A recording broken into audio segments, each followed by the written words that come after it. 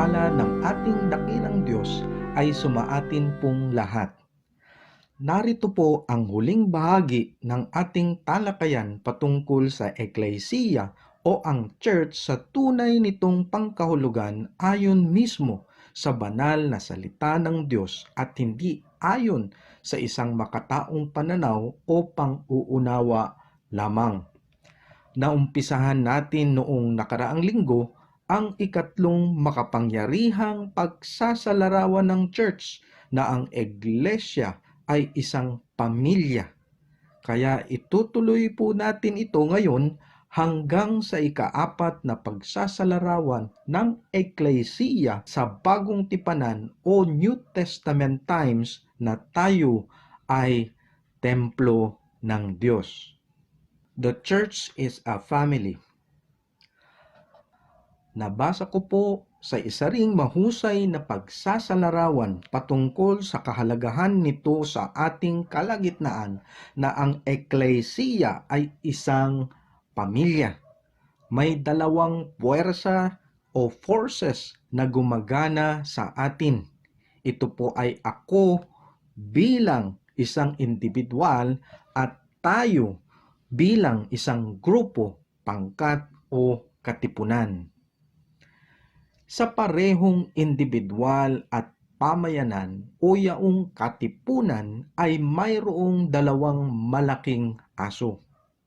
Ang una pong malaking aso ay ang kapangyarihan ng kasalanan at ng laman. Ito po yung power of sin and flesh. Ang malaking aso na ito po ay nais tayong sakmalin sa ating paa at hatakin ito pababa upang tayo'y magiba. Siya po ay isang malakas na halimaw at laging nagiging marahas kapag hindi natin siya pinapakain. Isa po itong malakas na hayop, di po ba, na ang tanging niyang naisin ay manira, magwasak, at ito po ay ang kapangyarihan ng kasalanan at ng ating makalamang tao o flesh. Ngunit mayroon din pong ikalawang malaking aso.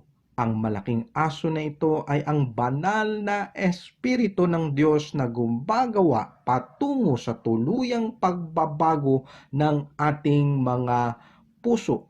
Batid po natin na ang banal na Espiritu ay siyang mas higit na makapangyarihan, kung kaya't hindi po siya kailanman matatalo, datapwat sa usaping sanctification o paglilinis. Ang issue ng paglago sa kabanalan na ang Diyos po ay gumagawa kung saan ang dalawang asong ito ay laging may tunggalian o digmaan sa kalagitnaan at kaloob-looban ng ating mga buhay.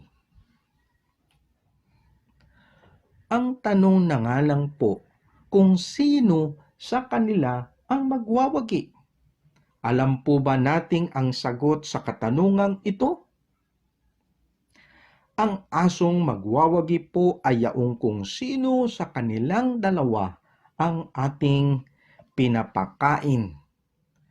Kaya paano po tayo magiging isang banal na pamayanan at sa papaanong pamamaraan po natin hihimukin ang bawat isa sa ating mga hanay upang magmahalan at gumawa ng kabutihan sa ating mga kapwa?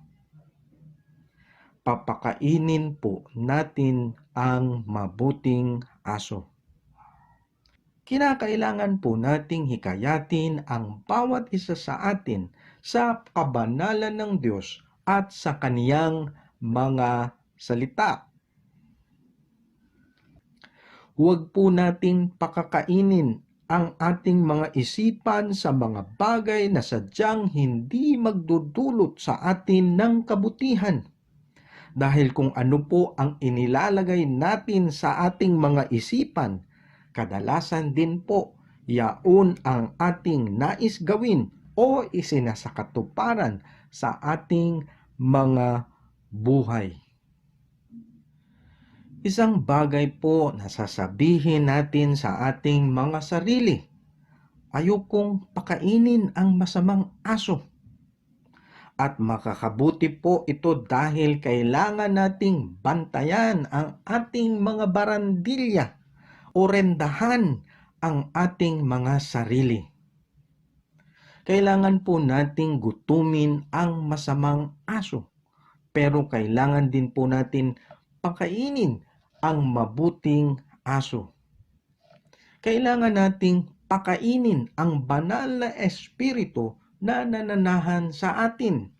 Kinakailangan po nating ituon ang ating mga mata at isipan at bibig habang himukin ang isa't isa sa atin upang gumawa ng mabuti tungo sa ating paglago at kabanalan at upang magwagi ang banal na espiritu sa digmaan laban sa kasamaan.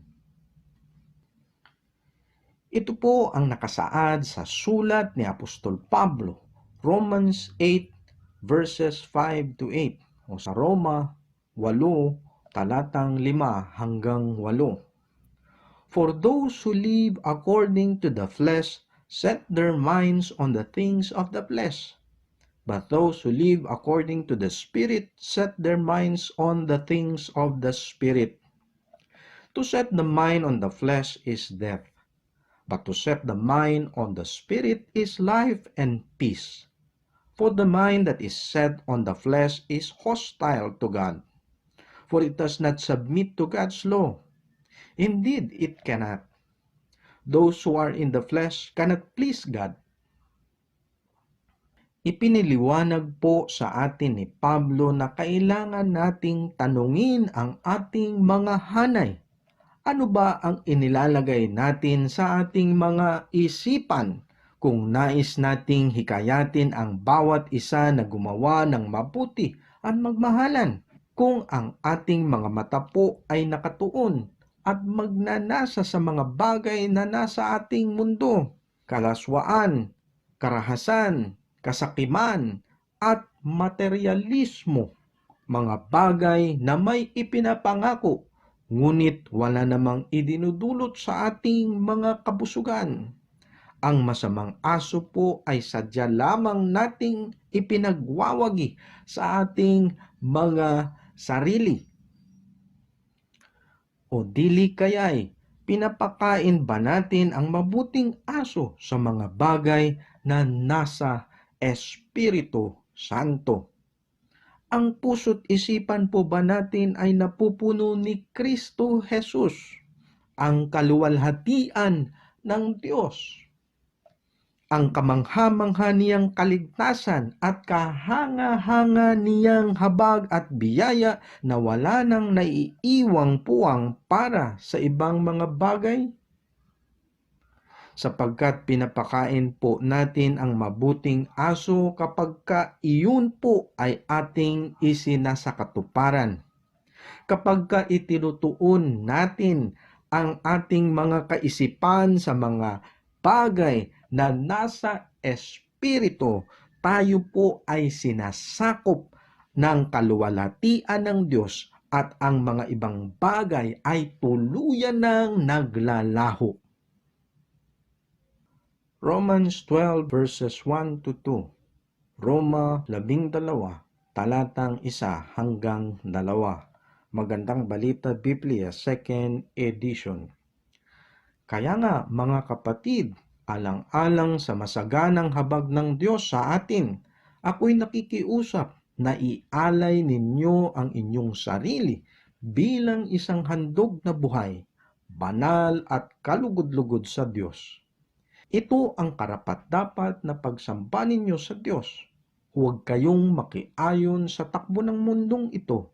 Mag-iba kayo sa pamamagitan ng pagbabago ng inyong pag-iisip upang maunawaan ninyo ang kalooban ng Diyos, kung ano ang mabuti, kalugod-lugod at ganap na kalooban niya.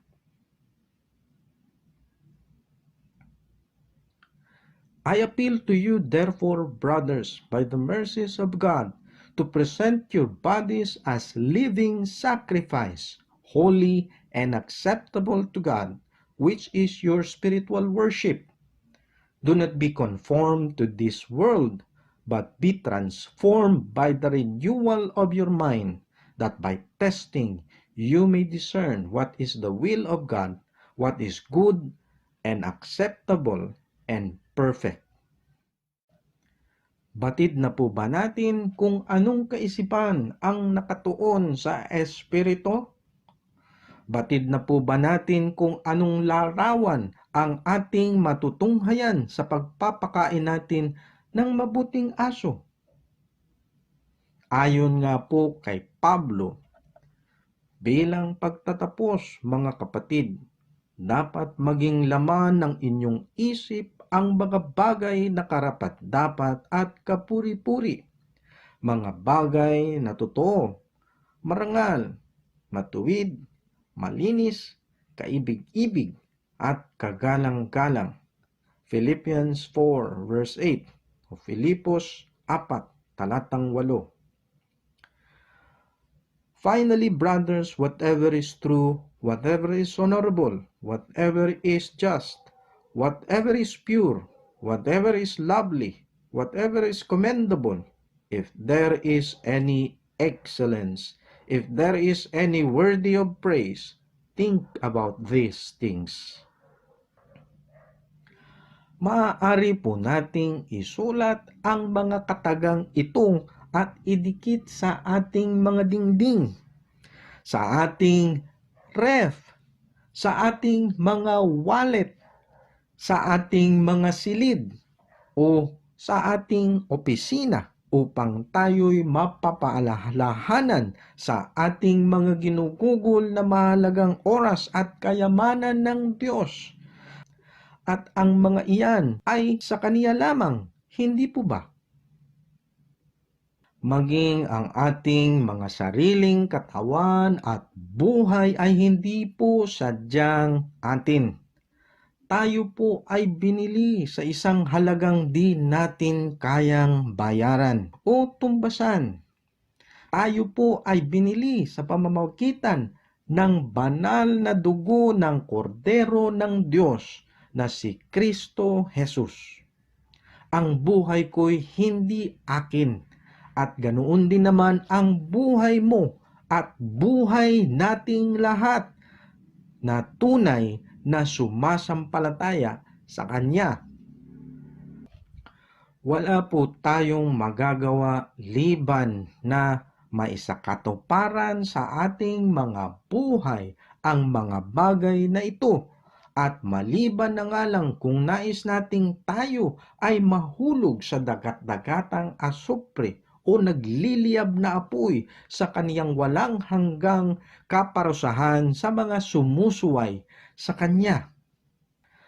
Tayo po ay sa Kanya at inuutos Niya sa atin, pakainin mo ang mabuting aso. Sinasabi ng Kaniyang mga salita, itunin niyo ang inyong mga isipan sa banal na Espiritu kung nais ninyong kayo'y makapiling ko sa aking tahanang walang hanggan. Buhay na aking inihahanda at itinaguyod para sa inyo.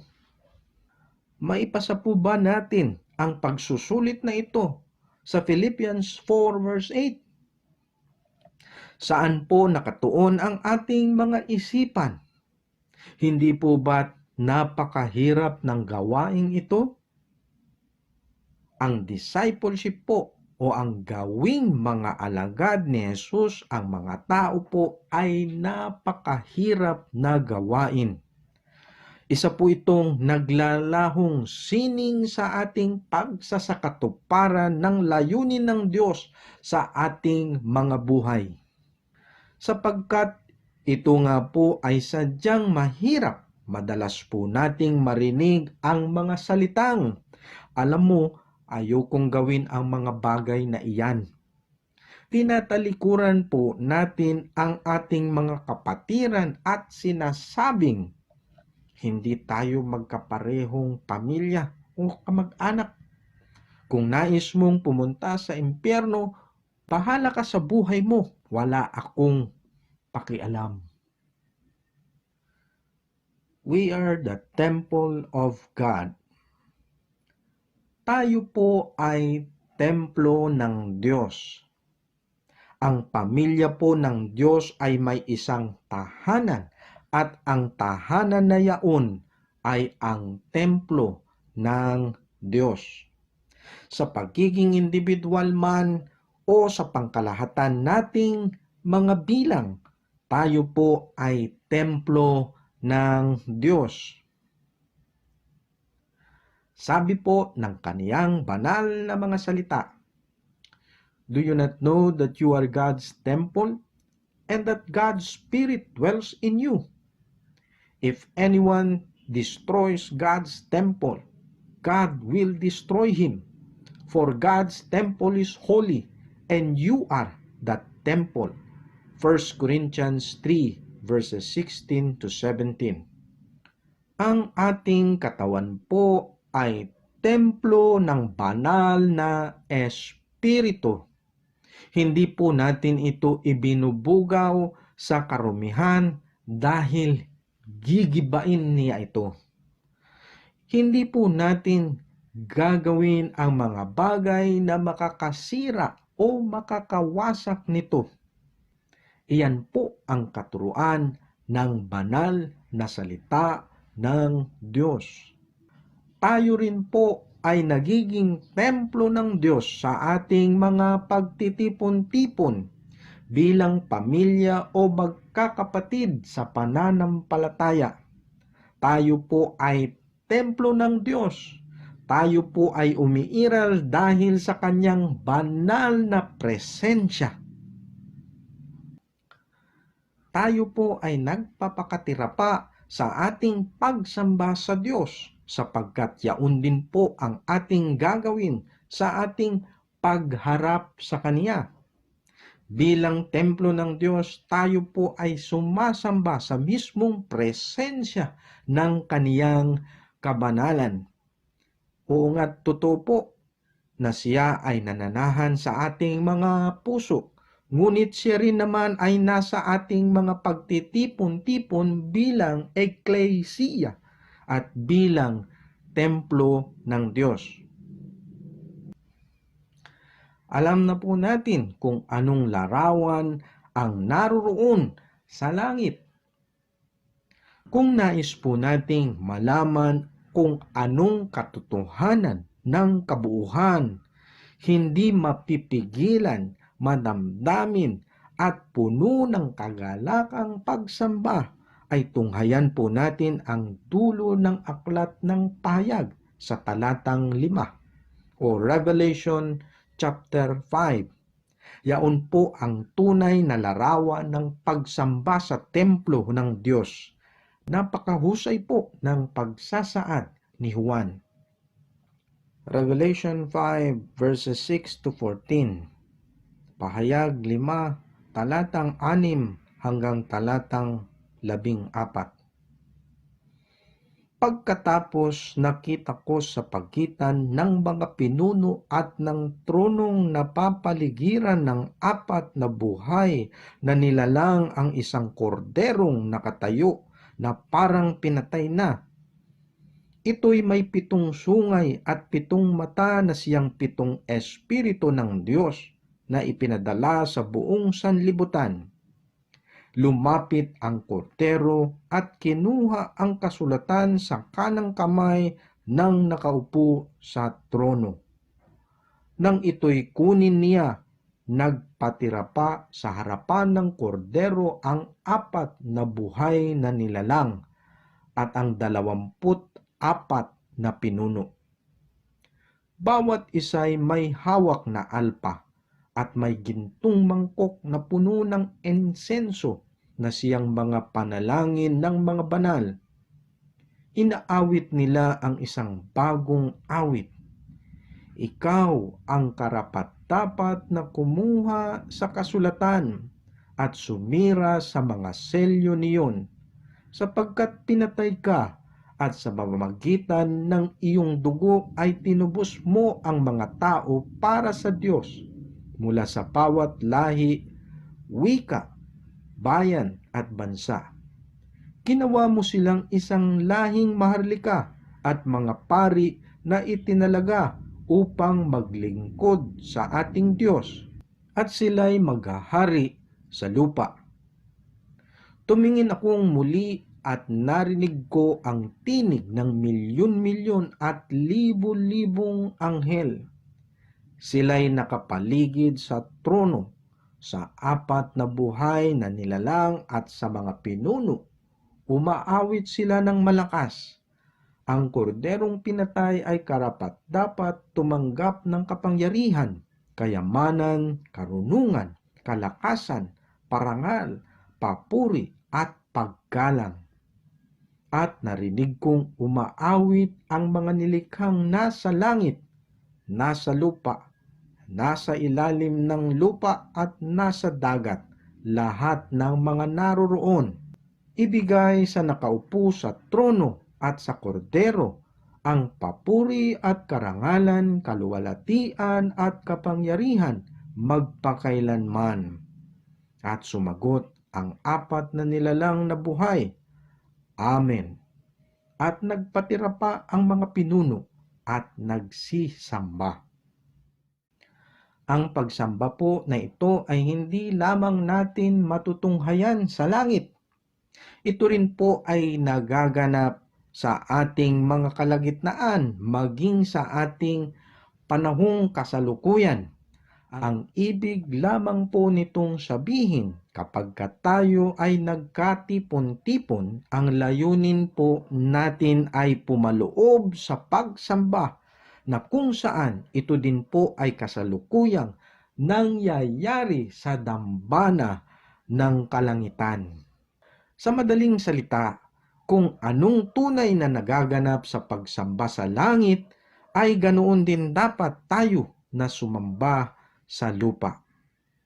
Nilalayon po natin ng ating mga panalangin ay magiging insenso o mahalimuyak sa paghayag kung sino ang kordero ng Diyos at kung ano ang kaniyang ginawa para sa atin.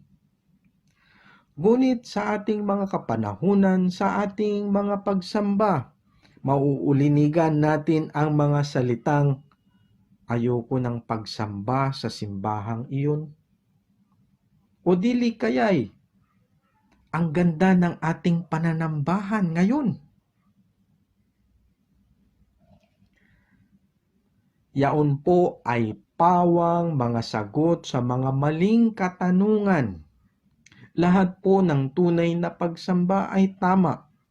Ngunit ang tanong po sa atin ay, ako ba'y pumapaloob sa dambana ng kalangitan upang sambahin ang kordero ng Diyos?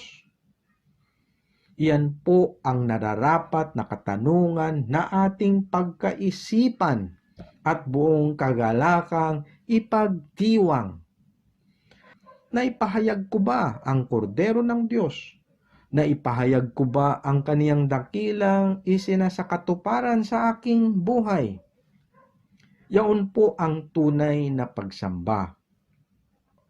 Ang pagsamba ay hindi po patungkol sa atin. Iyan po ay patungkol kung sino ang Diyos sa ating mga buhay. Alam kong napakahirap nitong unawain na ang kabuuan ng kalawakan ay hindi umiikot sa atin, kundi ito po ay umiikot sa Diyos. Ang tanging makatotohanan na pagsamba ay ang pagsamba sa natatanging Diyos na may tatlong persona o Triune God, kamangha-mangha, kagilagilalas at kay dakilang may likha ng sansinukob. Tayo po ay kaniyang tinawag at tinipon sa kaniyang banal na presensya. Sa kaniyang presensya ng ating mga panalangin, ang ating diwa, ang ating pakikinig at pag-awit ng mga papuri sa kaniya ay naihahatid. Yaon po ang pagsamba sa templo. Tayo po ay templo. Mayroong esensya na ang Diyos ay narito sa bahaging ito, ngunit salungat naman sa ibang lugar doon. Ito po ay dahil ang mundo ay hindi niya templo. Iyon po ay kung saan nagkatipon-tipon ang mga tunay niyang mananampalataya o ang kaniyang mga tagapagsunod na ating mga kinabibilangan bilang pamilya at pamayanan. Ang templo at tayo ay sumasamba sa Kaniya. Mayroon pong ikalawang bahagi nito. Ito po ay kapag iniisip po natin na ang Diyos ay nasa templo at ikaw naman ay pumapaloob sa templong iyon. Ang usapin po ay patungkol sa ating kasalanan at ng kaniyang kabanalan ay lubhang napakahalagang bigyang pansin. Inaawit po natin ang katagang, I want to see you high and lifted up. Kasabay din po nating tanungin ang ating mga sarili. Siya nga ba'y nais nating maitaas at madakila sa ating mga kalagitnaan o buhay? Sapagkat sa pagkakataong binabanggit po ito sa kaniyang banal na kasulatan, kahalintulad po sa mga nakasaad sa Isaiah chapter 6 and Ezekiel chapter 1 o Isias 6 at Ezekiel 1. Sila po ay nagpatira pa sa lupa dahil alam nilang sila'y makasalanan at hindi karapat-dapat sa kabanalan ng Diyos. Kung kaya't sa kahabagan din ng Diyos, sila'y pinatatawad niya. Kawawa ako sapagkat ako ay isang makasalanan at mula sa isang lahing makasalanan. Mapapahamak ako sapagkat nakita ko ang hari si Yahweh, ang makapangyarihan sa lahat. Isaiah chapter 6 verse 5, Isias 6 talatang 5. Ganyan ang katulad ng kaluwalhatian ni Yahweh nang makita ko ito. Ako'y nagpatira pa at may narinig akong tinig. Ezekiel 1 verse 28. Kapag tayo po ay nasa templo at nasa presensya ng banal na Diyos, sumasamba sa kaniyang kabanalan, tayo po ay may kamalayan sa ating mga pagkakasala at ang puot na dulot ng kasalanan.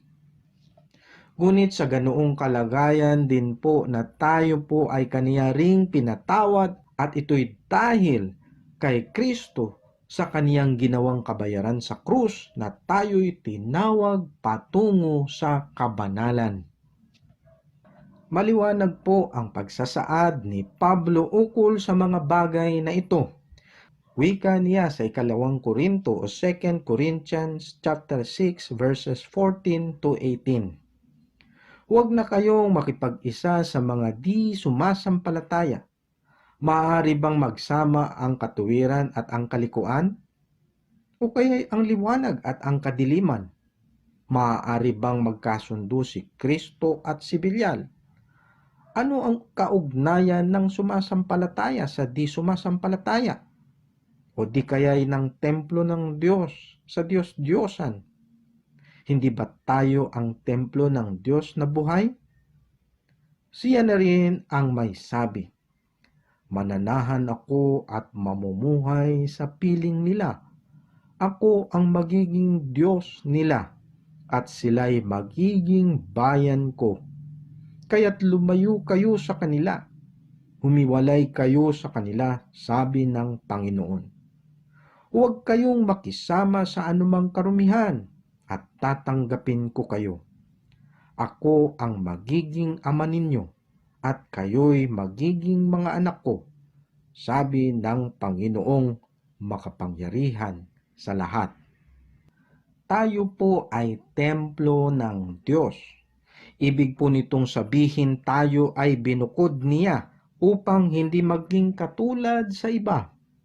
Dahil tayo ay lumalapit sa kaniyang presensya, sinasamba natin ang isang banal na Diyos at tinatawag po tayo upang maging banal katulad niya.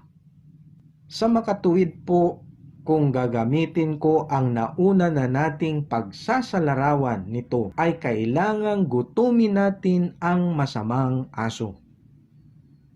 Ikaw at ako po ay hindi kailanman magiging banal na siyang dapat nating kamtin kung patuloy pa rin nating inaalagaan at pinapakain ang masamang aso sa ating mga buhay. Ang tanging paraan po ay gutumin natin ang masamang aso at habang ito ay nagugutom, batid din po natin na lalo pa itong nagiging mabangis. Huwag po nating ituon ang ating mga isipan sa mga bagay na makasanlibutan. Ano nga po ba ang larawan ng kabanalan? Yaon po ang tinutukoy ni Pablo sa mga taga-Filipos. Sa ating mga pagsusulit o mga pagsubok sa mundong ito, mas mabuti at nararapat pong sabihin na masigit kong ninanais na tuparin ang layunin ng Diyos sa aking buhay kaysa gawin ang mga bagay na iyan. Marahil gusto ko pa rin iyan gawin at maaring ako'y masisiyahan, ngunit alam kong iyan ay mali at makasasama sa akin. Ayokong pakainin ang masamang asong iyan. Ayaw kong ituon ang aking kaisipan sa mga bagay na makalaman sapagkat nais kong pakainin ang mabuting aso. Nais kong pagkaisipin ang mga bagay na nasa banal na espiritu, mga bagay na sadyang karapat-dapat at kapuri-puri, mga bagay na totoo, marangal, matuwid, malinis, kaibig-ibig at kagalang-galang. Iyan ang magiging kabuuhan ng aking pamumuhay. Nais kong mapuspos ng kanyang kabanalan at kaluwalhatian at wala nang puwang ang ibang mga bagay sa aking buhay liban sa kaniya lamang. Iyan po ang pagpapakain sa aso ng tunay na pagbabago at kaisipang patungkol sa mga bagay na nasa espiritu. Tayo ay templo ng Diyos. Tayo'y sumasamba at tinatawag sa kabanalan habang tayo po ay nakatayo sa presensya ng Diyos. Tayo ang eklesiya ng buhay na Diyos sa pamayanan ng mga tunay na mananampalataya. Ang eklesiya ay itinaguyod ni Kristo. Ito ay sa pamamagitan ng di malirip na kapangyarihan at katotohanan na di kayang gibain. Si Kristo ang ulo at pinakapuno nito. Siya ang may kapangyarihan sa lahat ng mga bagay. Tayo ay kaniyang katawan. Iba't iba ang ating mga kaloob at mga ginagampanan sa bawat bahagi nito sa isang makalangit na himig. Tayo po ay pamilya. Tayo ay magkakaugnay. Hinihikayat natin ang isa't isa upang magmahalan at gumawa ng mabuti. At tayo'y kaniyang templo. Sumasamba sa kaniyang presensya at lumalakad sa kaniyang kabanalan. Ano pa nga bang maiaalok sa ating sanlibutan laban sa mga bagay na iyan? Ang lahat sa mundo ay pawang mga kasinungalingan pandarambong at mga pangakong napapako. Ang mundo ay hindi isinasakatuparan ang kaniyang mga pangako dahil si Satanas ang ama ng kasinungalingan at siya'y nagsisinungaling mula pa sa simula. Hindi tayo makakaasa sa ipinangako o ipinapangako sa sanlibutan. Walang pagkakontento ang kasiyahan sa mundong ito. Bagkus ang nais isakatuparan ng Diyos sa kaniyang iglesia, itong mahiwagang pag-iiral kung saan tayo'y kabilang, ay ang ating pagkakataong sumamba at lumakad sa kabanalan. Wala na pong iba, ganap na nga pong wala na.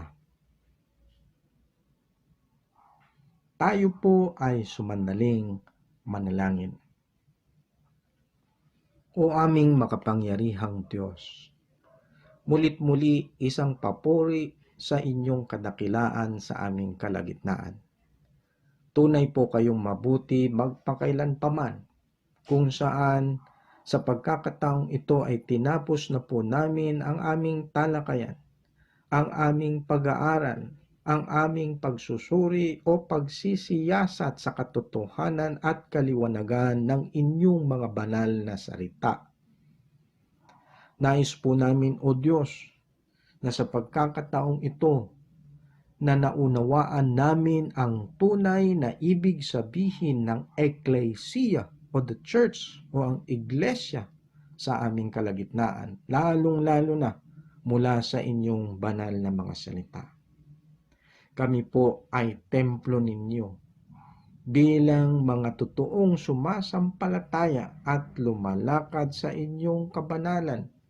Kami po ay isang pamilya, kami nga po ay isang pamayanan na kung saan pinilit tinawag ninyo kami, binukod tangi upang kami po ay linisin mula sa aming mga karumihan at pagkakasala sa inyo bilang isang banal at makapangyarihang Diyos.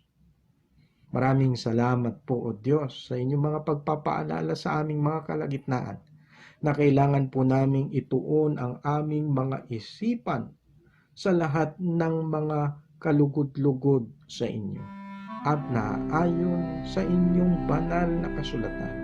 Tuparin namin ito sa aming pang-araw-araw na pamumuhay.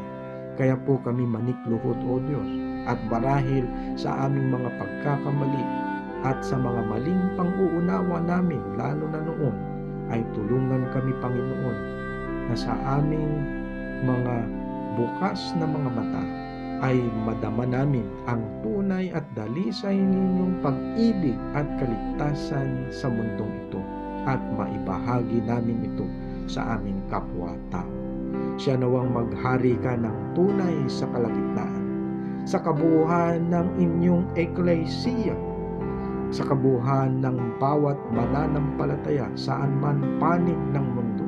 Ikaw ang magliwanag sa kanila upang ang bawat isa rin sa amin ay tunay na magliliwanag, tunay na maging asin sa aming kinaroroonan, at nang sa ganoon ay marami pang higit na makakakilala at makakaunawa ng katotohanan ng inyong mga salita. Salamat po, O Diyos.